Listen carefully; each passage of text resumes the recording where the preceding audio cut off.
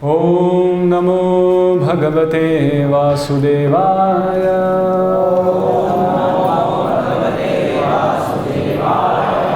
ओम नमो भगवते वासुदेवाय।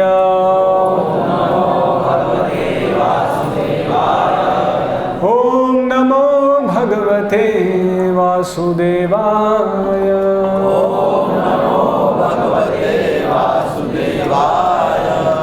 अध्याय 9 श्लोक संख्या 23 बोर्ड पे लिखा है, ठीक है।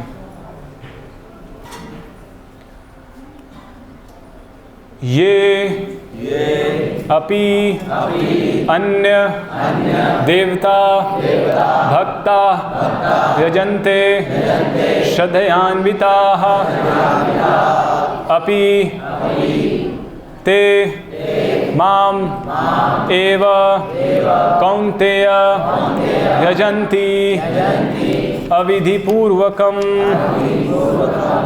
साथ में उच्चारण करेंगे। ये जो अपि भी अन्य दूसरे देवता देवताओं के भक्तः भक्तगण यजन्ते पूजते हैं श्रद्धयान्विताः श्रद्धा पूर्वक ते वे अपि भी मां मुझको एवं केवल कौन्तेय हे कुंती पुत्र यजन्ति पूजा करते हैं अविधि पूर्वकम त्रुटिपूर्ण ढंग से। अनुवाद एवं तात्पर्य कृष्ण कृपा मूर्ति श्री श्रीमद् अभय चरणारविंद भक्ति वेदांत स्वामी श्रील प्रभुपाद पर। अनुवाद। हे कुंती पुत्र, जो लोग अन्य देवताओं के भक्त हैं और उनकी श्रद्धा पूर्वक पूजा करते हैं, वास्तव में वे भी मेरी ही पूजा करते हैं, किंतु वे यह त्रुटिपूर्ण ढंग से करते हैं। तात्पर्य। श्री कृष्ण का कथन है, जो लोग अन्य देवताओं की पूजा में लगे होते हैं वे अधिक बुद्धिमान नहीं होते।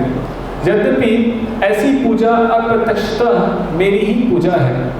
उदाहरणार्थ, जब कोई मनुष्य वृक्ष की जड़ों में पानी न डालकर उसकी पत्तियों तथा टहनियों में डालता है तो वह ऐसा इसलिए करता है क्योंकि उसे पर्याप्त ज्ञान नहीं होता या वह नियमों का ठीक से पालन नहीं करता। इसी प्रकार शरीर के विभिन्न अंगों की सेवा करने का अर्थ है आमाशय में भोजन की पूर्ति करना।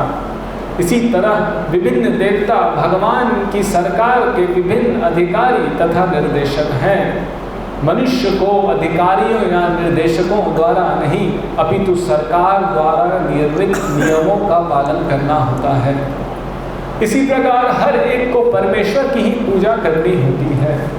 इससे भगवान के सारे अधिकारी तथा निर्देशक स्वतः प्रसन्न होंगे।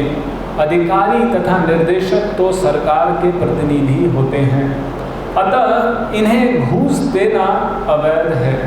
यहाँ पर इसी को अविधि पूर्वक कहा गया है। दूसरे शब्दों में कृष्ण अन्य देवताओं की व्यर्थ पूजा का समर्थन नहीं करते। ओम अज्ञानतिमिरन्धस्य ज्ञानाञ्जनशलाकया चक्षुर्मिलितं येन तस्मै श्रीगुरवे नमः। श्रीचैतन्यमनोभीष्टं स्थापितं येन भूतले स्वयं रूपः कदा मह्यं ददाति स्वपदान्तिकम्। वन्देऽहं श्रीगुरोः श्रीयुतः पदकमलं श्रीगुरून् वैष्णवांश्च श्रीरूपं साग्रजातं सहगण रघुनाथान्वितं तं सजीवं साद्वैतं सावधूतं परिजनसहितं कृष्णचैतन्यदेवं श्रीराधा कृष्णपादान् सहगण ललिता श्रीविशाखान्वितांश्च। नमः ओं विष्णुपादाय कृष्णपृष्ठाय भूतले श्रीमते भक्तिवेदांत स्वामिनिति नामिने। नमस्ते सारस्वते देवे गौरवाणी प्रचारिणे निर्विशेष शून्यवादी पाश्चात्य देशतारिणे। जय श्री कृष्ण चैतन्य प्रभु नित्यानंद श्री अद्वैत गदाधर शिवासादि गौर भक्त वृंद। हरे कृष्णा कृष्णा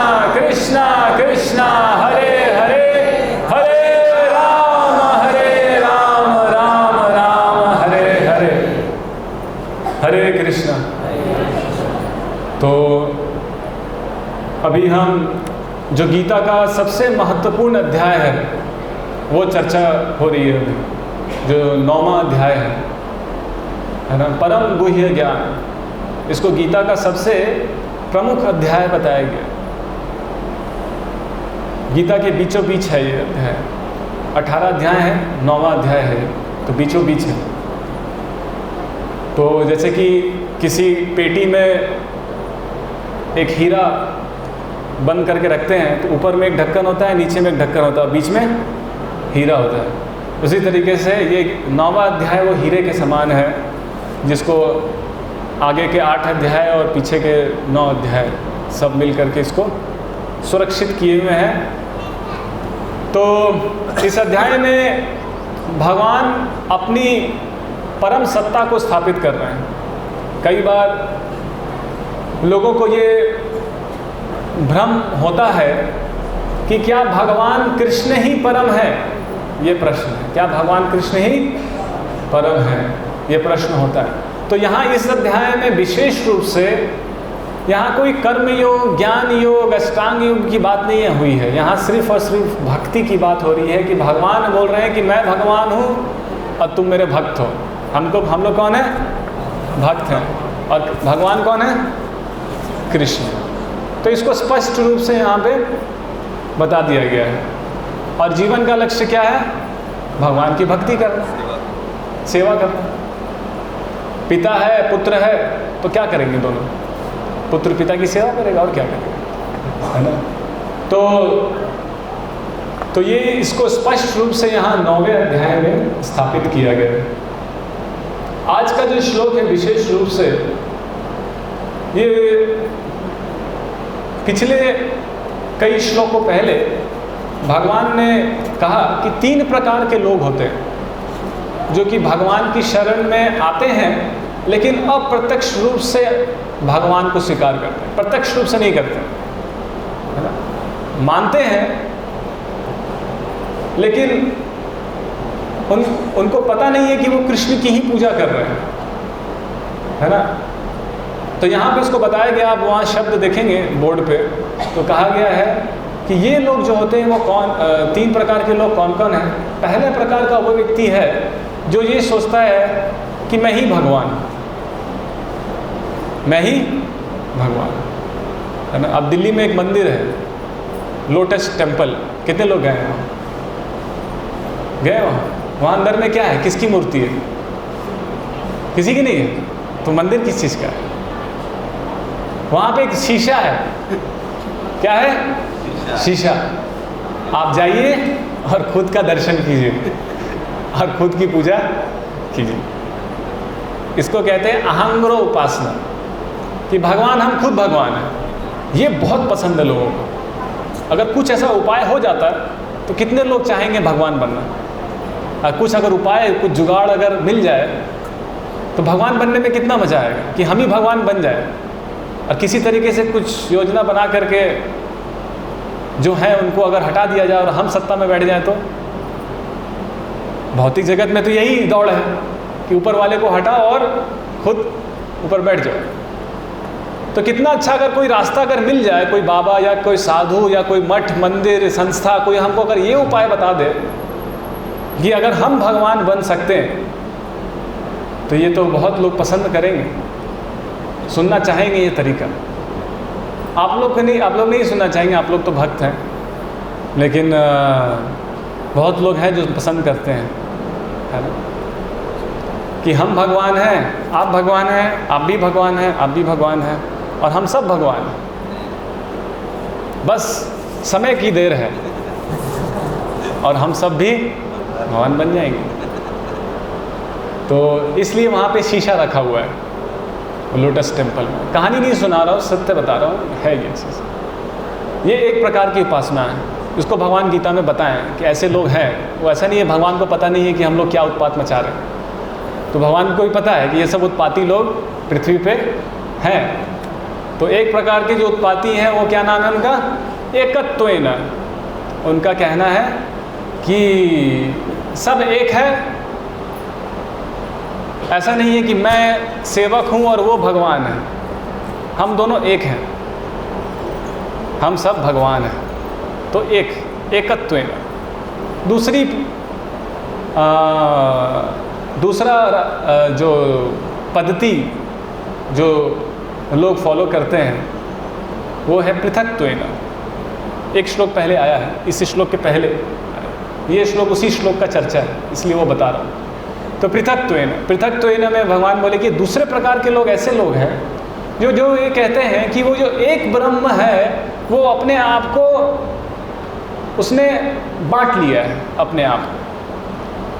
33 करोड़ देवी देवताओं में उस एक ब्रह्म ने अपने आप को 33 करोड़ देवी देवताओं में विस्तार कर लिया है। अब वो एक ब्रह्म नहीं रहा, अब वो 33 करोड़ रूप ले लिया उसने। ये भी एक विचार है।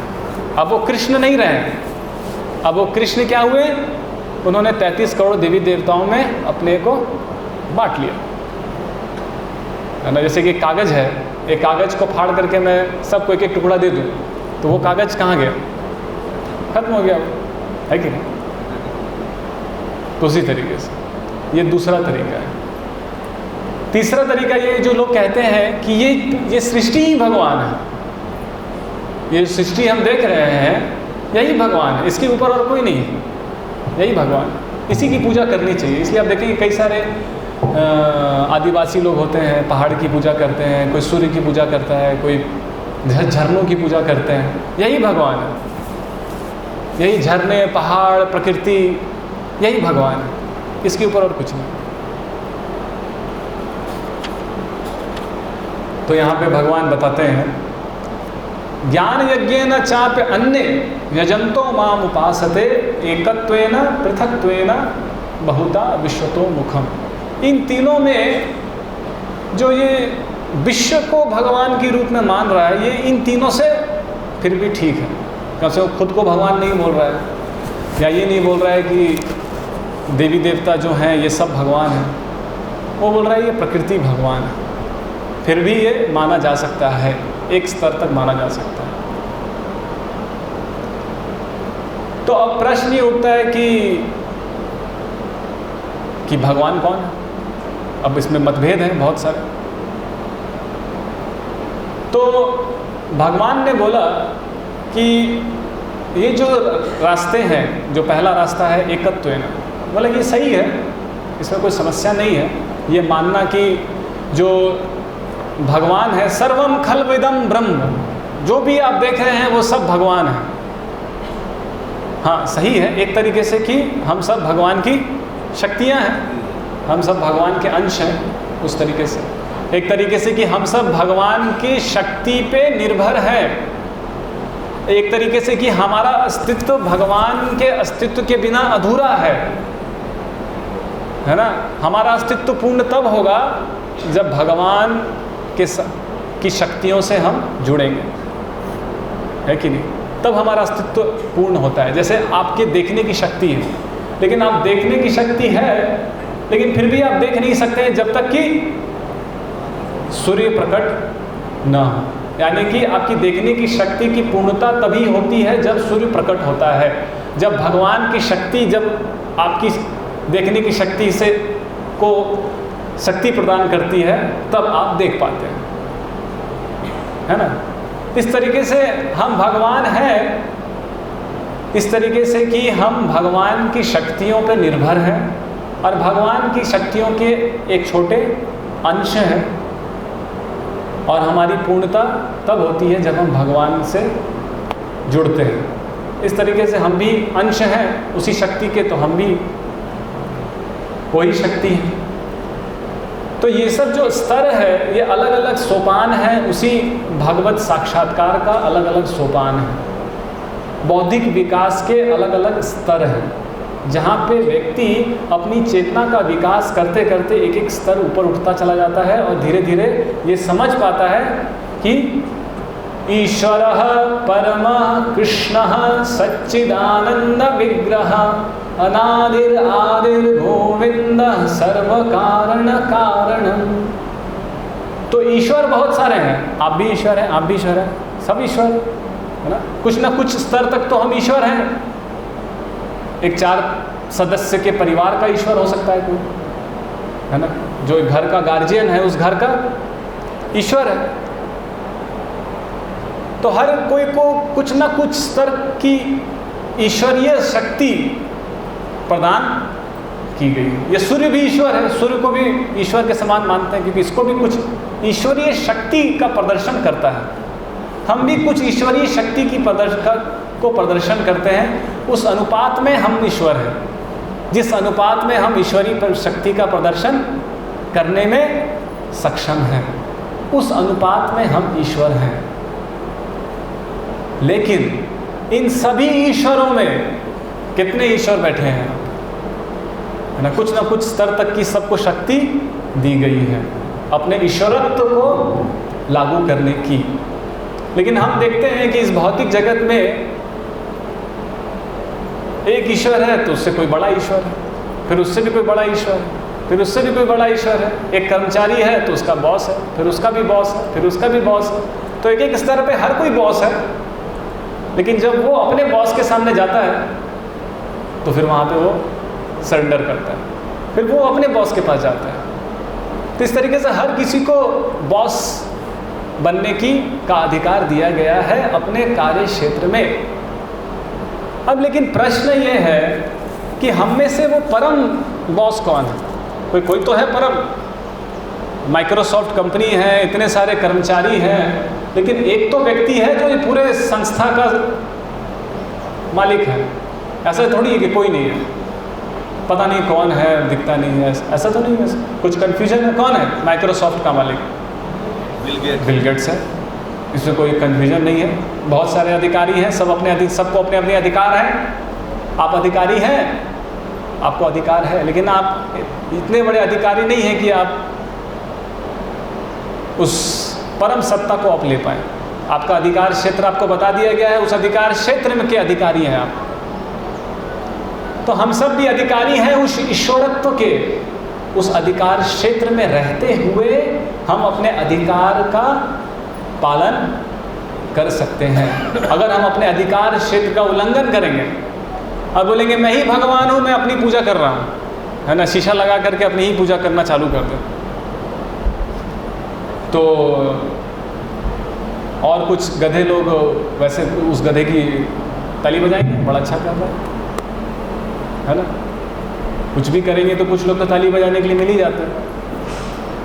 लेकिन अगर गीता से देखा जाए, शास्त्रों से देखा जाए, तो ये समझ में आता है कि हम तो भगवान नहीं हैं, क्योंकि हमारा अधिकार क्षेत्र बहुत सीमित है ना। हम पानी बना सकते हैं, 1-2 बूंद हमारे शरीर से पानी बनता है, 1-2 बूंद 4 बूंद पसीना निकलता है, लेकिन भगवान समुद्र बना सकते हैं। हम संतान उत्पत्ति कर सकते हैं, 1, 2, 10, 15। भगवान अनगिनत जीवों को उत्पन्न कर सकते हैं। हम थोड़ा केमिकल, एक पेड़ जो है वो थोड़ा सा रसायन बना सकता है ना। हम अपने शरीर में थोड़ा सा रसायन बना सकते हैं, है ना। पेट में तो रसायन बनते हैं ना, क्या क्या रसायन बनते हैं पेट में? कुछ HCl, सल्फ्यूरिक एसिड, कुछ ऐसे रसायन बनते हैं। हमको शक्ति है कि हम थोड़ा सा रसायन पेट में तैयार कर सकते हैं, लेकिन भगवान कितना रसायन तैयार कर सकते हैं, है ना। टन टन केमिकल प्रकृति से लिया जा रहा है, तो भगवान की शक्ति है। तो अधिकार का अंतर है, जीव और भगवान दोनों में अधिकार का अंतर है। हमारा अधिकार क्षेत्र बहुत सीमित है और हमारा अधिकार क्षेत्र भगवान के अधीनता के अंतर्गत है।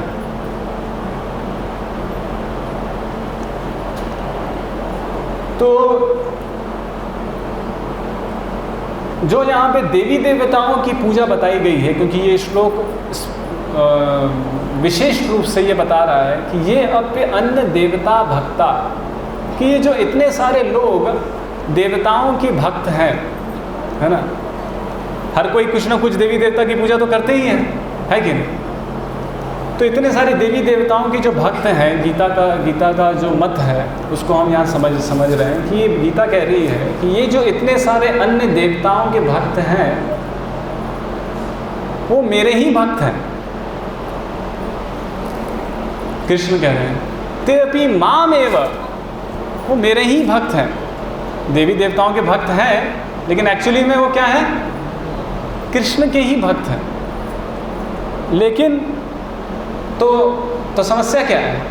लेकिन समस्या ये है कि वो गलत तरीके से मेरी भक्ति कर रहे हैं, है ना, बहुत लंबा घुमाव ले रहे हैं। रास्ता यहाँ से डायरेक्ट जा सकते हैं, आपको भगवान की भक्ति करनी है तो भगवान ने बोला है कि मेरे शरण में आओ, सर्वधर्मान परित्यज्य मम एकम शरणम व्रज, है ना, डायरेक्ट प्रोसेस है।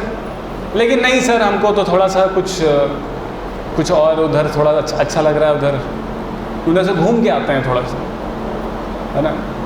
कभी भक्त निकलते हैं मंदिर से या कहीं और से निकले मंदिर आने के लिए, तो सोचा थोड़ा सा उधर झील होते हुए थोड़ा सा आते हैं, मंदिर तो जाना ही है तो थोड़ा सा होते हुए जाते हैं, थोड़ा उधर भी देख लेते हैं क्या है, सब ठीक चल रहा है कि नहीं भोपाल, थोड़ा घूमते फिरते हुए जाएंगे, है ना।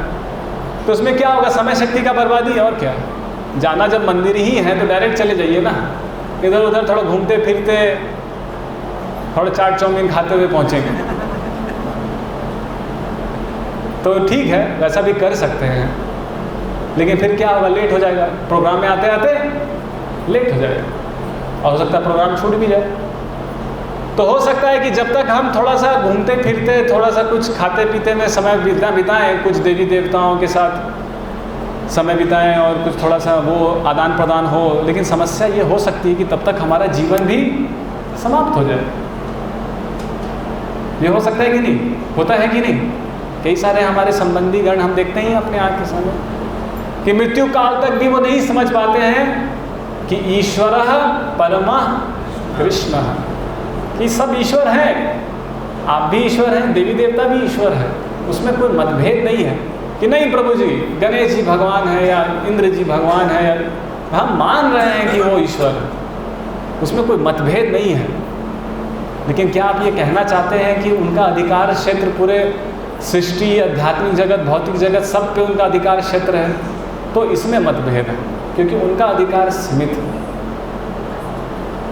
वायु देव है तो वायु तक अधिकार है, वरुण देव है तो वरुण तक अधिकार है, सूर्य देव है तो सूर्य तक अधिकार है। लेकिन किसका पूरी सृष्टि पे अधिकार है? और सिर्फ इस सृष्टि पे ही नहीं, आध्यात्मिक जगत पे भी उसका अधिकार है। वो कौन है? हम परम ईश्वर की खोज करने के लिए प्रयास कर रहे हैं। हम ईश्वर को नहीं चाहते हैं, ईश्वर बहुत है ना। हम परम ईश्वर को जानना चाहते हैं, क्योंकि वही परम ईश्वर जो है हमारी समस्याओं का पूर्ण समाधान दे सकता है, उसी को वो शक्ति है। बाकी सब तथाकथित आश्वासन दे सकते हैं, टेंशन मत लीजिए, हम हैं, कोई दिक्कत नहीं होगा, हम हैं, आप चलिए। आश्वासन देने वाले बहुत लोग हैं, लेकिन वो कुछ खुद के लिए नहीं कर पा रहे हैं, हमारे लिए क्या करेंगे? क्योंकि खुद की जीवन की समस्याओं के लिए वो कुछ नहीं कर पा रहे। बाप बेटे के लिए क्या कर सकता है जब पिता अपने खुद की समस्याओं में परेशान है? तो पुत्र पिता के लिए क्या कर सकता है जब पुत्र की खुद की समस्या है, उसकी खुद पत्नी है, बच्चे हैं, वो खुद परेशान है, पिता के लिए क्या करेगा? तो एक परेशान उलझा हुआ व्यक्ति दूसरे परेशान उलझे हुए व्यक्ति के लिए क्या कर सकता है? तो हमको कुछ ऐसा व्यक्ति चाहिए जो कि परम ईश्वर है, जो परेशान नहीं है, जो उलझा हुआ नहीं है ना। वो उलझा हुआ व्यक्ति नहीं है, बाकी सब उलझे हुए हैं। कोई है जो उलझा हुआ नहीं है, स्वतंत्र है? हाथ उठाइए कि नहीं, हमको बताइए क्या समस्या है, हम सुलझाएंगे। हाँ, तो हम बताएंगे आपको सृष्टि के क्या क्या समस्याएं हैं, आपसे मांगेंगे हम समाधान। बताइए, हाथ उठाइए। बहुत सारी समस्या है, मोदी जी भी परेशान है, बहुत तपस्या की है, फिर भी समझ में नहीं आ पा रहा इस देश को चलाएं तो चलाएं कैसे, इतनी समस्या है। एक गुंडे को मारो तो 4 और पैदा हो जाते हैं, फिर चारों को अलग अलग मारो तो और 4 पैदा हो गए, कितने को मारेंगे? कितनी समस्याओं का समाधान कर सकते हैं? तो एक ही समाधान हो सकता है। एक दूसरे को गुमराह करने से अच्छा है कि हम एक दूसरे को वास्तविकता से अवगत कराएं। हम कहाँ किसी को गुमराह कर रहे हैं? आप ऐसा क्यों बोलते हैं कि हम गुमराह कर रहे हैं? आप गुमराह कर रहे हैं किसी को? आप धोखा देते हैं किसी को? हाँ, हम लोग सब गुमराह कर रहे हैं लोगों को। कैसे? क्योंकि हम बनावटी रूप से ये दावा कर रहे हैं कि हम लोगों के दुखों का या अपने ऊपर आश्रित लोगों के दुखों का समाधान हम करेंगे। पिता बनावटी रूप से आश्वासन दे रहा है ना, माता बनावटी रूप से आश्वासन दे रही है, देश का नेता बनावटी रूप से आश्वासन दे रहा है, हर कोई बनावटी रूप से आश्वासन दे रहा है, और इसके चक्कर में एक जीव जो इस संसार में फंसा हुआ है, उलझा हुआ है, उसका समय और शक्ति को गुमराह कर रहे हैं। कोई किसी की मदद नहीं कर सकता, वो खुद मरने वाला, वो क्या मदद करे? उसको खुद 1000 बीमारियां हैं, वो मुझे मदद करेगा? क्या मदद कर सकते हैं? क्या शक्ति है आपकी? आप अनाथालय खोलना चाहते हैं, आप अस्पताल खोलना चाहते हैं, आप गरीबों की मदद करना चाहते हैं, गरीबों को हटा देंगे हम, कोई गरीब नहीं रहेगा। बहुत दावा चल रहा है कितने सालों से, क्या गरीब खत्म हो गए? गरीबी बढ़ रही है। टेररिज्म खत्म कर देंगे, आतंकवाद को मिटा देगी ये सरकार जो अभी आने वाली है ना, मैं अभी पहले से ही बता देता हूँ कि ये आतंकवाद को खत्म करने वाली है। तालियां। पहले से ही बता दिया गया है। तो ये कोई नई चीज़ नहीं है कि नेता गुमराह कर रहे हैं, माता पिता गुमराह कर रहे हैं, और जो बद्ध जीव आता है इन तथाकथित सैनिकों के प्रति निर्भर होकर के दम तोड़ देता है कि ये सैनिक मेरी रक्षा करेंगे, लेकिन जब अटैक आता है तो ये सारे सैनिक विफल हो जाते हैं। माता विफल हो जाती है, पिता विफल हो जाते हैं, देश का नेता विफल हो जाता है, और जीवन के दुख दरवाज़ा तोड़ करके घुस जाते हैं और जीवन में तहस नहस मचा देते हैं और खत्म। अभी कोरोना आया था, माता पिता जिंदा है, बेटा मर गया, हुआ कि नहीं हुआ? आँख के सामने हुआ ना, हम देखते हैं। तो क्या ज़रूरत है एक दूसरे को गुमराह करने की कि हम आपको सुरक्षा देंगे और आप मुझे सुरक्षा दीजिए? इस तरीके से हम एक नव भारत का निर्माण करेंगे जहां हम सब संगठित होकर के एक दूसरे के समस्याओं का समाधान कर देंगे। कुछ अनाथाश्रम खोल देंगे, कुछ अस्पताल खोल देंगे, कुछ गरीबों के लिए अन्न बांट देंगे, किसी को कमाने की ज़रूरत ही नहीं पड़ेगी, फ्री में अन्न बटेगा, फ्री में हम सबको खाने के लिए दे देंगे। इस तरीके से दुख खत्म हो जाएंगे, है ना? ऐसा होगा। लेकिन ऐसा अगर हो भी जाए फिर भी जीवन की समस्याएं बनी रहेंगी। तो अच्छा है कि इन व्यवस्थाओं का आड़ लेकर के, इन व्यवस्थाओं का आड़ लेकर के या इन संबंधों का आड़ लेकर के हम भगवान के प्रति अपने समर्पण को पोस्टपोन ना करें, है ना? होगा, भगवान की शरण में लेंगे, थोड़ा बच्चे की नौकरी लग जाए, थोड़ा बेटी की शादी हो जाए, थोड़ा ये ऑपरेशन हो जाए, थोड़ा वो ये घर बन जाए, होगी भगवान के शरण में। तो ये सब आड़ लेना बंद कीजिए, ये सब आड़ लेना बंद कीजिए, कोई काम नहीं आएगा। कितना भी अच्छा घर बना लेंगे, कोई घर नहीं है जो दुख को रोक ले, कोई ऐसा दीवार नहीं है, कोई ऐसा दरवाज़ा नहीं है, कोई ऐसा पिता नहीं है जो बच्चे के दुख को रोक ले, कोई ऐसी माता नहीं है, कोई ऐसा देश का नेता नहीं है। हाँ, अगर हम भगवान को अपना पिता, भगवान को अपना माता, भगवान को अपने देश का राजा, है ना, कि हमारे देश का राजा कौन है? राम। हाँ, इंडोनेशिया में अभी भी राम को राजा मानते हैं। हमारा इंडोनेशिया में भले ही मुस्लिम देश हो गया है, लेकिन अभी भी वहाँ का राजा कौन है? राम। और जो नेता राजा बनते हैं लेकिन उसको राम का प्रतिनिधि मानते हैं। और जो सनातनी देश है, यहाँ पे आप राम की बात भी नहीं कर सकते, है ना? आप स्कूल कॉलेजों में बात नहीं कर सकते। और वो इस्लामिक देश है इंडोनेशिया, लेकिन वहाँ पे राम को अपने देश का राजा मानते हैं। अब खैर जीवन रहन सहन जैसा भी हो, तो पॉइंट ये है कि हम सबको ये मानना पड़ेगा कि हम सब एक दूसरे की सहायता नहीं कर सकते। उसी तरीके से कोई देवी देवता भी हमारी सहायता नहीं कर सकता है, क्योंकि जो देवी देवता भी हैं वो भी भगवान की तरफ देख रहे हैं, है ना? ओम तद विष्णु परमं पदम सदा पश्यन्ति सूर्य। सूर्य मतलब कौन है? सूर्य, देवता। देवता को सूर्य कहते हैं क्योंकि वो सूर्य का पान करते हैं, शराब है एक सूर्य। तो सूर्य सदा पश्यन्ति सूर्यः ओम तद विष्णु परमं पदम। तो विष्णु के परम पदम की तरफ सारे देवता देख रहे हैं, तो हम उनकी तरफ क्यों देखें? जब वो भगवान की तरफ देख रहे हैं तो हम भी भगवान की तरफ देखें। तद यद ब्रह्मा वरुणेन्द्र दिव्य स्तवे, ये ब्रह्म वरुण सारे देवी देवता दिव्य स्तुतियों से भगवान की उपासना कर रहे हैं। और कितनी सारी कथाएं हम सुनते हैं कि जब देवताओं पे अटैक आ गया तो देवता पहुँचे ब्रह्मा जी के पास और ब्रह्मा जी पहुँचे विष्णु के पास। कितनी सारी लीलाएं हम सुनते हैं। तो इसमें समझ में ये आता है कि देवी देवता भी अपने जीवन के उथल पुथल में भगवान को याद करते हैं, इसमें संदेह है। तो जब देवी देवता भी अपने जीवन के उलझनों के लिए भगवान को याद करते हैं तो हम क्यों समय और शक्ति का ह्रास करें तथा कथित इस भौतिक जगत के ईश्वरों के चक्कर में पड़ के या उस स्वर्गलोक के ईश्वरों के चक्कर में पड़ के? आखिर में समय और शक्ति को क्यों ह्रास किया जाए? क्योंकि हमारे पास समय और शक्ति के असीमित है, मृत्यु निकट है। समय रहते तक हमको अपने भगवान के प्रति अपने समर्पण को तैयार करना है। तो आवश्यकता ये है कि ये समझना, यहाँ पे प्रभुपाद जी 3 उदाहरण बताए हैं। प्रभुपाद जी कहते हैं यथा तरोरमूल निषेचनेन तृप्यन्ति तत्स्कंद भुजोपशाखाः प्राणोपहारा यथेन्द्रियाणां तथा सर्वारहणम् अच्युतेज्यः। तो ये भागवत में ये श्लोक आता है। इस श्लोक में कहा गया है, सुखदेव गोस्वामी कहते हैं कि यथा तरोर मूल निषेचनेन, कि किसी भी कार्य को करने का एक प्रक्रिया है, किसी भी कार्य को करने की एक प्रक्रिया होती है। अगर आपको पेड़ को सींचना है तो कोई व्यक्ति अगर कभी पेड़ को सींचा ही नहीं है और वो पेड़ के पास पहुंचा है और वो अनुमान लगा रहा है कि आखिर ये पेड़ को कैसे सींचा जाए,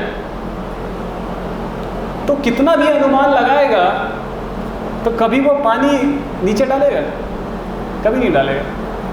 वो हमेशा देखेगा कि पेड़ तो ऊपर है तो पानी ऊपर ही डालेगा ना, क्योंकि वो जानता नहीं है कि पेड़ को सींचा कैसे जाता है और पेड़ का जड़ नीचे है और पेड़ पानी जड़ से पीती है, हम पानी मुंह से पीते हैं, लेकिन पेड़ पानी पैर से पीती है। तो उसको लेगा हाँ, जैसे हम पानी मुंह से पीते हैं तो मुंह तो ऊपर होता है, तो पेड़ का मुंह तो उधर लग रहा है, उधर ही डालो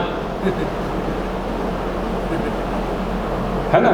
लॉजिकली तो सही है, लॉजिक गलत है, लॉजिक एकदम परफेक्ट है। लेकिन पेड़ पानी पैर से पीता है, इसलिए उसका नाम है पादप, जो पैर से पानी पीता है, इसलिए पानी जड़ में डालना। तो या तो फिर उसको अब जड़ खोद के दिखाया जाए, देखो जड़, वो भी संभव नहीं है क्योंकि जड़ इतना नीचे है, उसको खोद के भी नहीं दिखाया। जब तक वो देखेगा नहीं तब तक तो मानेगा नहीं, मानेगा नहीं, मानेगा। तो क्या किया जाए उसको, है ना। तो उसको हमको कहीं ना कहीं तो ये स्वीकार करना पड़ेगा कि सृष्टि का जो जड़ है वो भगवान है, और अगर सृष्टि को संपन्न बनाना है तो पत्तों और टहनियों पे पानी डालने से संपन्नता नहीं आएगी, जड़ में पानी डालने से संपन्नता आएगी। तो जड़ को खोजा जाए। ये जो यहाँ पे ये चर्चा हो रही है, इस चर्चा का उद्देश्य है कि आखिर हमारे अस्तित्व का जड़ क्या है, मूल क्या है हमारे अस्तित्व का। आखिर सारी समस्याओं का, संपन्नता का जड़ कहाँ है, उस जड़ को ढूंढा जाए और उस जड़ को ढूंढ करके उस जड़ में अपने सारे श्रम, शक्ति और जो भी हमारा अर्थ है, धर्म है, सबको वहाँ अर्पण किया जाए। न कि किसी पत्नी, बच्चे, परिवार, समाज, देश, कोई नेता, नहीं, इन सब पे नहीं। ये सब सैनिक भाग खड़े होंगे, जैसे ही मुसीबत आएगी सब सैनिक भाग खड़े, सब बंदूक डाल के भागना चालू। एक बार हुआ ऐसा, जब एक शिकारी था, शायद उसका नाम डाकू रत्नाकर था शायद, ठीक है। तो क्या हुआ कि वो शिकार करता था जंगल में, तो शिकार करते करते एक बार नारद मुनि जंगल से जा रहे थे, तो उन्होंने उस दिन उसको कोई मिला नहीं, तो उसने नारद मुनि को पकड़ लिया। अब नारद मुनि जंगल से जा रहे हैं, अब शिकारी ने पकड़ लिया। तो नारद मुनि तो भगवान के भक्त हैं, उनको डर तो लगता नहीं है। सारे भक्तों को ऐसा नहीं है, डर नहीं लगता है, नारद मुनि को डर नहीं लगता, जो महान भक्त होते हैं। तो नारद मुनि बोले ठीक है, तो क्या चाहिए आपको? तो पैसा दो। तो पैसा, हमारे पास पैसा तो रहता नहीं। तो उन्होंने बोला कि तुमको पैसा किस लिए चाहिए, तुम बताओ, मैं तुमको वही दे देता हूँ ना, तुमको क्या चाहिए बताओ, पैसा लेके क्या करोगे, तुमको जो चाहिए वो बता दो, मैं दे देता हूँ। तो उसने बोला कि मुझे कुछ गहने चाहिए और ये सब वस्तुएं चाहिए। तो क्यों चाहिए? नहीं, मेरी पत्नी है, उसको साड़ी गहने उसको ले जाके दूंगा, और बच्चे हैं, उसके लिए कुछ खाने पीने के लिए लूँगा, उसको खाने पीने के लिए दूंगा। बोले अच्छा, तो ये डकैती किस लिए करते हो? तो पत्नी और बच्चों के लिए करता हूँ, और किस लिए करता हूँ? आगे हर कोई तो इसीलिए करता है। या अतीक, जो क्या अतीक और असद, वो भी तो पत्नी बच्चों के लिए करता है। उसका बेटा था, लाडला बेटा, वो भी मरा, बाप भी मरा, बेटे भी मरे। तो खैर वो बात नहीं, अलग है। लेकिन पॉइंट ये कि हर कोई, चाहे डाकू हो, चाहे चोर हो, चाहे सभ्य हो, चाहे असभ्य हो, चाहे हिरण्यकशिपु भी था तो वो भी अपने बेटे को अच्छे से मेंटेन तो वो भी करते हैं। तो खैर, तो डाकू ने बोला कि अपने पत्नी बच्चों के लिए करता हूँ। तो नारद मुनि ने कहा तो ठीक है, जाओ अपने पत्नी बच्चों से पूछो कि ये जो डकैती और हत्याएं जो मैं कर रहा हूँ तुम लोगों के लिए, तुम लोगों के पालन पोषण के लिए, तो कल को मैं नर्क में जाऊंगा तो तुम लोग आओगे ना मेरे साथ, साथ में जाएंगे, हम साथ साथ हैं। तो गया वो। तो पहले तो उसको बहुत गुस्सा आया, आपको क्या लगता है मेरी पत्नी और बच्चे नहीं मानेंगे? अभी तेरे सर धड़ से अलग कर देता हूँ। डाउट करता है मेरी पत्नी और बच्चे, मुझे डाउट नहीं है, तू डाउट कर रहा है। बोले ठीक है, मार देना, सर ले लेना मेरा, लेकिन पहले पूछ के तो आ जाओ कम से कम। तो गया पूछने के लिए, तो पत्नी के पास गया। तो पत्नी खूब खुश होकर के दौड़ते आई कि पति कुछ लेके आया होगा इस बार, और गहने और जेवरात कुछ पहनने के लिए, खाने के लिए, ओढ़ने के लिए। तो डाकू ने बोला कि आज नहीं लाया हूँ, लेकिन एक विशेष बात करनी है। क्या बात है? तो ये जो मैं तुमको सारी चीज़ें ला के देता हूँ, कल को इसके लिए अगर मुझे कुछ सज़ा मिली या नर्क में जाना पड़ा तो तुम आओगी ना साथ में? पत्नी ने क्या बोला? कितने पति हैं, उनको क्या लगता है आप लोगों को? अगर हम पूछेंगे आपकी पत्नी से तो क्या बोलेंगे? नहीं, उस पत्नी ने भी यही बोला, मैं क्यों आऊँगी? तुमने चोरी की है, तुमने डाका डाला है, मैं क्यों आऊँगी? मैंने तुम्हें थोड़ी बोला था। तुरंत पलटी, मैंने तुम्हें थोड़ी बोला था। और एक बात तरह से सही भी है, पत्नी हो सकता है बोलती नहीं होगी, लेकिन कई चीज़ें ना बोल करके भी बोल दिया जाता है, बोलने की ज़रूरत नहीं पड़ती है कई चीज़ों के लिए। लेकिन ठीक है, पत्नी ने बोल दिया, मैंने तो बोला था नहीं, तुम अपने रास्ते देखो, जो तुम जो करते हो मुझे कहाँ नर्क में घसीटोगे। ठीक है, उसको तो बहुत धक्का लगा, पूरा एकदम हृदय एकदम चूर चूर हो गया। तो फिर गया कम से कम रेंगते रेंगते बच्चों के पास, कम से कम कुछ तो आशा मिलेगी बच्चों से। तो बच्चों से पूछा, बेटा तुम आओगे? इतना चोरी चमारी डकैती करके और हत्याएं करके सब ला रहा हूँ, खेल कूद रहे हो, तो चलोगे मेरे साथ? बेटे ने भी मना कर दिया। लो, अब वो और चिंतित कि जिन लोगों के लिए इतनी हत्याएं और इतना डाका और इतना परिश्रम कर रहा हूँ, वही लोग हाथ खड़ा कर दिए, नहीं। तो गया नारद मुनि के पास रोते रोते।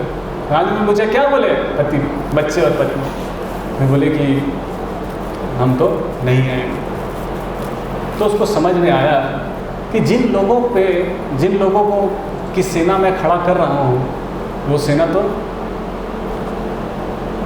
अंदर से खोखली है, खा पी के सो रही, कोई किसी को मतलब ही नहीं। हम सेना बना रहे हैं ये सोच कर कि सेना मेरे लिए लड़ेगी, और सेना खा पी के टाइट, कोई दिक्कत नहीं। तो अभी ऐसी सेना का क्या लाभ? तो उसने फिर सब छोड़ा और अपना भगवान का नाम लेना चालू कर दिया। तो पॉइंट ये है कि जिन लोगों के ऊपर हम आश्रित हैं, या जिन व्यवस्थाओं या जिन संसाधनों के ऊपर हम आश्रित हैं, जिस देश के ऊपर हम आश्रित हैं, परिवार उसका एक छोटा रूप है, उसी का बड़ा रूप एक देश है, एक समाज है। कुछ अब आजकल आधुनिक संसाधन बन गए हैं, हमको बहुत भरोसा है कि आधुनिक संसाधन हम सबकी रक्षा करेंगे। आज आधुनिक संसाधन भी एक जगह ले रहे हैं, ये पंखा, एसी, कूलर, ये गाड़ी, ये सब हमको मदद करेंगे ताकि हम दुखों से लड़ सकें और दुखों को हरा करके बाहर करें। लेकिन समय रहते तक ये सारे संसाधन विफल हो जाएंगे, सारे संबंध विफल हो जाएंगे। तो आवश्यकता ये है कि हम जड़ को ढूंढें कि आखिर ये सारे शक्तियाँ किस शक्ति के ऊपर निर्भर है, हम सब किसके ऊपर निर्भर है ना। बालस्य न इह शरणम पितरो न सिंह नातस्य चागदम दन्वती मज्जतो तप्तस्य तत्प्रतिविधेय इहांजसा इष्टस तावद विभो तनुभृताम तद उपेक्षितान। कि बच्चा जो है उसको पिता नहीं बचा सकता, ना आर्तस्य, आर्त मतलब जो बीमारी से ग्रस्त है उसको दवा नहीं बचा सकती या डॉक्टर नहीं बचा सकता। उदन्वती मज्जतो, जो डूब रहा है उसको नाव नहीं बचा सकती, तब तक कि जब तक कि वो भगवान के द्वारा तद उपेक्षितानाम, अगर भगवान के द्वारा उपेक्षित है, अगर भगवान उसको स्वीकार नहीं करेंगे तो चाहे अच्छे से अच्छा नाव हो जाए, चाहे अच्छे से अच्छा डॉक्टर हो जाए, चाहे अच्छे से अच्छा पिता हो जाए, पिता के सामने बच्चा मरेगा, नाव के सामने लोग डूबेंगे और डॉक्टर के सामने मरीज मरेगा। तावद विभो तनुभृताम त्वद उपेक्षिताना, अगर भगवान ने हमको उपेक्षित कर दिया, भगवान ने हमको नेग्लेक्ट कर दिया, तो उस दिन को न आने दे कि भगवान हमसे उब जाए। आप भगवान की उपेक्षा कर रहे हैं, हम भगवान की उपेक्षा कर रहे हैं, है ना। लेकिन अगर हमको भगवान ने उपेक्षा कर दी तो हमारा क्या हो? सारे सैनिक, सारा संसाधन आँख के सामने रहेगा। और हुआ ना कोरोना में, सारे संसाधन पड़े हैं और हम घर के अंदर छुप के बैठे हैं। मानो लगाओ मिसाइल और बुरे छोड़ दो मिसाइल सारे दिशाओं में, जितने मिसाइल बम है सब एक बार में चलाना चालू करो, सारे जितने भी कीटाणु हैं सबको मार के खत्म करो। क्या बिल्कुल संभव है? नहीं संभव है।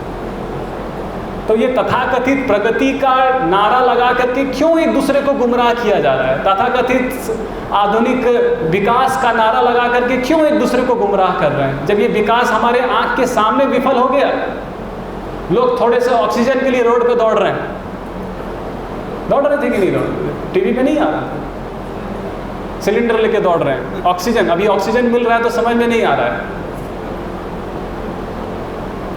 तो लेकिन अगर स्थिति कैसी होगी, थोड़ा ऑक्सीजन नहीं मिला तो कैसी स्थिति होगी?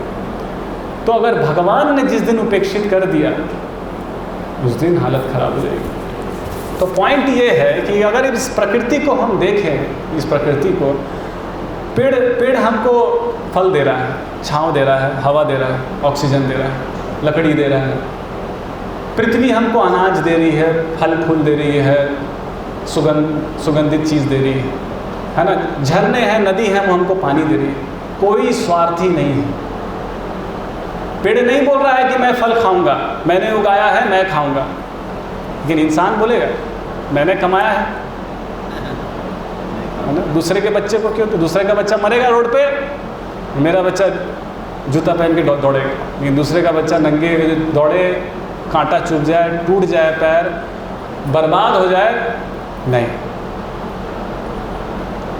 तो हर कोई, हर संसाधन इस प्रकृति में निस्वार्थ भाव से काम कर रहा है। हर संसाधन, गाय दूध देती है और सिर्फ अपने बच्चों के लिए दूध देती है। गाय हमेशा जितना अपने बच्चों के लिए आवश्यक है उससे ज़्यादा दूध देती है। अगर उसके बच्चों को दूध पिला भी दे फिर भी इतना दूध बच जाएगा कि आप भी ले पाएंगे, और उसको कोई प्रॉब्लम नहीं है कि आप उसका दूध ले लें, उसको कोई दिक्कत नहीं है और खुश है। अगर आप उसकी सेवा करके उसका दूध लेंगे तो बहुत खुश होती है खाली सेवा करके लीजिए, उसको मोटर मत लगा के लीजिए। तो सब प्राणी है ना, आपको मधुमक्खी शहद दे रही है, हर जीव इस प्रकृति में आपको रेशम का कीड़ा रेशम दे रहा है, हर जीव हर पौधा इस प्रकृति में निस्वार्थ भाव से सेवा कर रहा है। लेकिन ये मनुष्य इतना स्वार्थी है कि इसको अपने बीवी, अपने बच्चे, अपने परिवार तक ही इसको दया है। इसकी दया उससे ज़्यादा नहीं जाती है। अपना पेट भर जाएगा तो अपने बीवी बच्चों का पेट भरेगा, और जितना बच जाएगा उसको दबा के रख लेगा, भविष्य में खिलाएंगे। खा लिया भाई, वो उतना नहीं खा पाएगा, उसको भी तो पैर हाथ है, वो भी कमाएगा ना, तुम ही सब भर के रख दोगे उसके लिए। बच्चा नहीं कमाएगा खुद से, तुम ही उसके पीछे पड़े हुए हो कि उसके पूरे मरने तक का संसाधन हम जुटा के रख देंगे, उसको कोई दिक्कत ही नहीं होने देंगे। और बगल वाला बच्चा मर जाए, लेकिन क्या गाय ऐसा करने लगे तो फिर क्या होगा? क्या वो पेड़ ऐसा करने लगे तो क्या होगा? क्या वो हवा ऐसा करने लगी तो आपका क्या होगा? आप जी पाएंगे? जितने स्वार्थी मनुष्य है, अगर उतना स्वार्थी प्रकृति के सारे जीव हो जाएं, जो आपको निस्वार्थ भाव से कपड़ा दे रहे हैं, हवा दे रहे हैं, पानी दे रहे हैं, सब अपना अपना संसाधन वापस ले लें अपने बच्चों के लिए, अपने स्वार्थ के लिए, आपकी क्या हश्र होगी? क्या आपने कभी सोचा है? तो जीवन में निस्वार्थ भाव लाना बहुत जरूरी है। स्वार्थपूर्ण जीवन कभी भी सुख नहीं देगा। आप स्वार्थी हैं, आप अपने बच्चे को उसी स्वार्थ में ट्रेनिंग दे रहे हैं, और इसी तरीके से वैसा समाज बना रहे हैं। हम वैसा समाज बना रहे हैं। एक कार्य भी 24 घंटे में निस्वार्थ भाव से हम करते हैं तो बताइए, मुझे गिनाइए कि 24 घंटे में एक कार्य आप इसलिए करते हैं कि आपको कोई मान सम्मान नहीं चाहिए उसके लिए, आपको कोई रिकॉग्निशन नहीं चाहिए, आपको कोई उसके बदले में कुछ नहीं चाहिए, बस आप जन कल्याण के लिए एटलीस्ट कुछ भी निस्वार्थ भाव से। नहीं मैं अपने पत्नी बच्चों की सेवा करता हूँ निस्वार्थ भाव से, वो भी आप सेवा इसलिए करते हो क्योंकि वो मेरे बच्चे हैं, क्योंकि हमको अपने आप से बहुत प्रेम है। ठीक है, हमको किसी बच्चे या भाई और बंधु से प्रेम नहीं, हमको किससे प्रेम? अपने आप से। इसलिए मेरा बच्चा मुझे बहुत प्रिय है, दूसरे का बच्चा मुझे प्रिय नहीं। क्यों? वो मेरा नहीं। तो क्योंकि मैं बहुत अपने आप के लिए प्रिय हूँ, इसलिए मेरे से संबंधित जो भी चीज़ है वो मुझे प्रिय है। मेरा कार्य मुझे बहुत प्रिय है, दूसरे का कार्य से मुझे कोई लगाव नहीं है। तो क्योंकि वो मेरा नहीं है ना, क्योंकि मैं अपने आप से बहुत प्रेम करता हूँ, इसलिए मेरे से संबंधित हर बच्चा या हर चीज़ मुझे बहुत प्रिय है। इसको कहते हैं स्वार्थ। निस्वार्थ का मतलब है कि मेरा उससे कुछ लेना देना नहीं है, लेकिन फिर भी मैं सेवा कर रहा हूँ। जो भक्त होता है ना, जो भक्त होता है, और यही कारण है कि शास्त्रों में बताया गया कि जितने लोग देवी देवताओं के पास जाते हैं उनका उद्देश्य यही रहता है। कोई देवी, आज तक इतिहास में कोई भक्ति भाव से कोई देवी देवता के पास नहीं गया है। आप इतिहास में देख लीजिए, पुराणों में देख लीजिए, कोई भक्ति करने के लिए गया है? कोई नहीं। या तो कोई सिद्धि, कोई शक्ति, कोई सामर्थ्य, कोई भौतिक लाभ प्राप्त करने के लिए ही लोग देवी देवता के पास जाते हैं। अल्टीमेटली स्वार्थ है, वही स्वार्थ परिवार तक है, देश तक है, और जब इस पृथ्वी तक नहीं पूरा हुआ तो पृथ्वी के परे स्वर्ग लोक तक जाते हैं। मतलब कि कहीं भी जा सकते हैं अपने स्वार्थ के लिए, किसी भी चीज़ को नष्ट भ्रष्ट कर सकते हैं अपने स्वार्थ के लिए। ऐसा थर्ड क्लास प्राणी है ये मनुष्य, ऐसा थर्ड क्लास प्राणी, एक नंबर का स्वार्थी, लोभी, लालची, हर चीज में स्वार्थ ढूंढता है, हर चीज में, हर चीज में। भगवान को भी नहीं छोड़ता है, भगवान से भी उसको कुछ ना कुछ चाहिए। तो आखिर हम ऐसे जीवन में, ऐसे विचारधारा में कैसे सुखी रह सकते हैं? कैसे हम चिंतित नहीं रहेंगे? कैसे हम व्याकुल नहीं रहेंगे? एक स्वार्थी व्यक्ति हमेशा व्याकुल रहेगा, हमेशा चिंतित रहेगा। एक निस्वार्थ व्यक्ति ही शांत रह सकता है, और जब शांत रहेंगे तो सुख आएगा। जब जीवन में अशांति रहेगी तो सुख कहाँ से आएगा? स्वार्थी व्यक्ति शांत रह सकता है? नहीं कर सकता। उसको पूरा पृथ्वी कम पड़ जाएगा।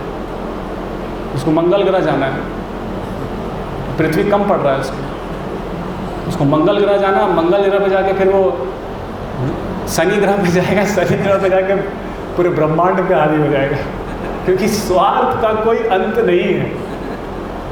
जीवन अंत हो जाएगा लेकिन स्वार्थ अंत नहीं होगा। उसके लिए चाहे देवी देवता भी मिल जाए तो it's not a bad deal.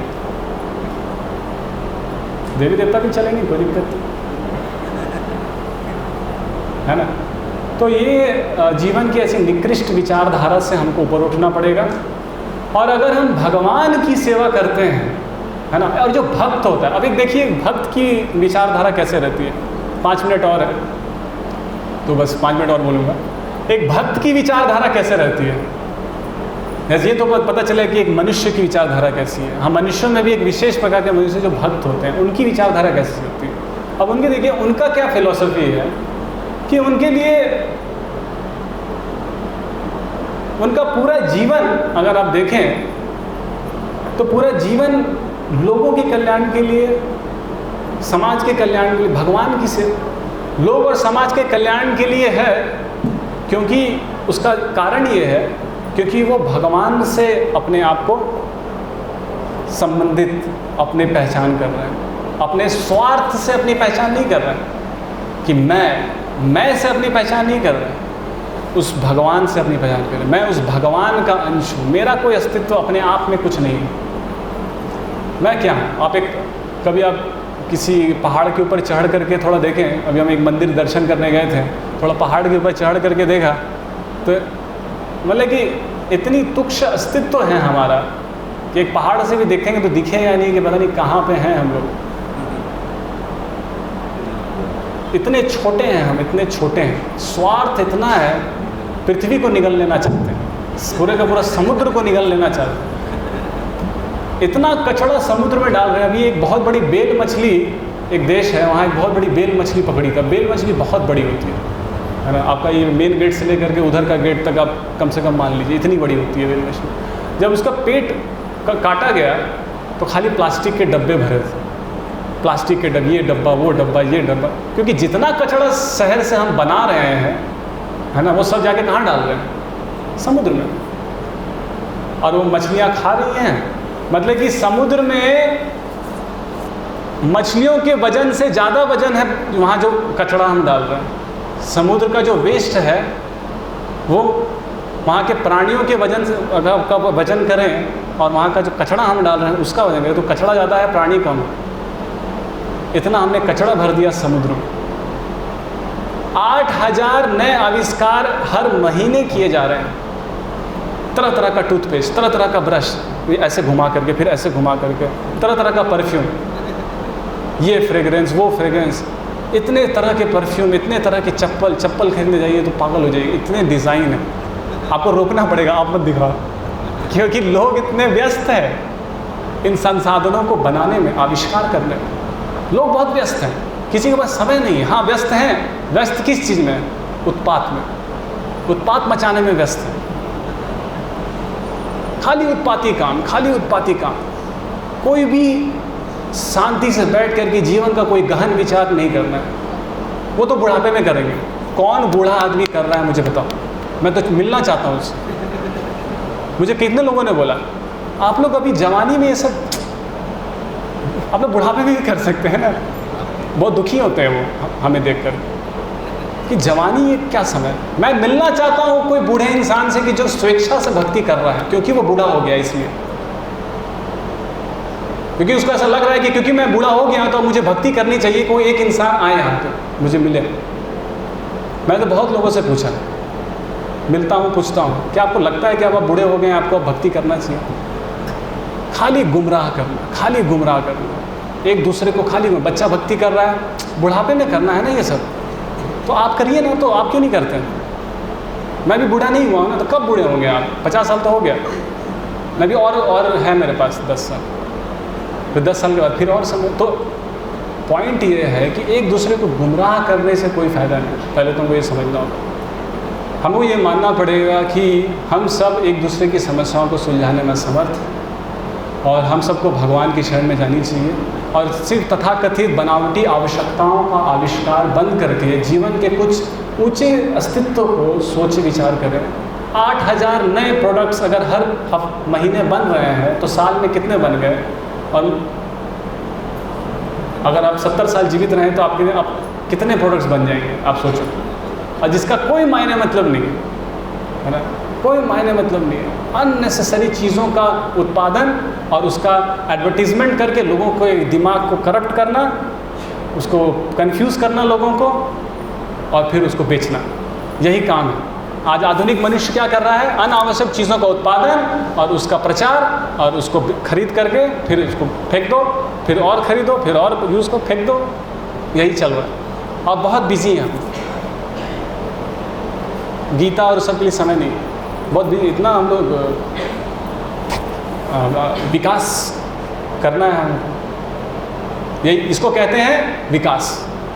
अनावश्यक चीज़ों का उत्पादन और उसका विज्ञापन करो, प्रचार करो और उसको बेचो। और कुछ मूर्ख लोग बनाएंगे, कुछ मूर्ख लोग विज्ञापन बनाएंगे और कुछ मूर्ख लोग खरीदेंगे, और यही मूर्खों का समाज। कोई काम धंधा नहीं है, खाली बनाओ, बेचो, खरीदो। तो जीवन जो सरल जीवन था, जो कि सरल तरीके से जिया जा सकता था, आज उसको हमने इतना जटिल बना दिया है, इतना जटिल बना दिया है कि इसका कोई हिसाब नहीं। और इसको कितना जटिल हम बनाते जा रहे हैं,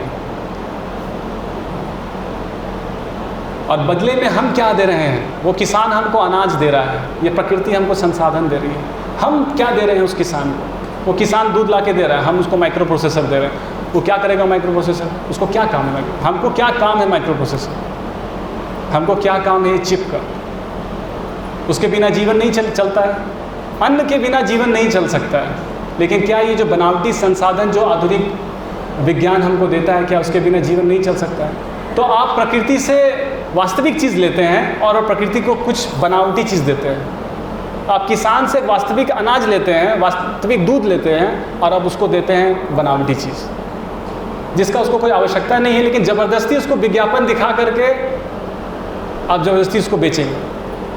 उसको नहीं चाहिए, वो अपना अन्न और अनाज से खुश है, उसका आवश्यक जीवन चल रहा है, लेकिन ज़बरदस्ती उसको बताया जाएगा कि आप पिछड़े हुए हैं और आपको अब आगे आना है।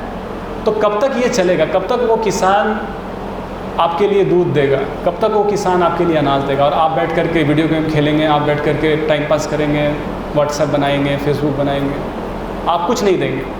आप खाली बनावटी चीज़ों का उत्पादन करेंगे, बनावटी आवश्यकताओं के लिए दौड़े भागेंगे, खाएंगे असली अन्न और बदले में देंगे बनावटी विनाशकारी आविष्कार जिसका कोई आवश्यकता नहीं।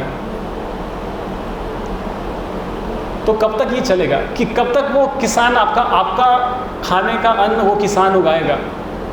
कब तक? एक दिन वो भी बंद करेगा और अपने बच्चे को बोलेगा जा बेटा तू भी जा, अब हम लोग भी चलते हैं।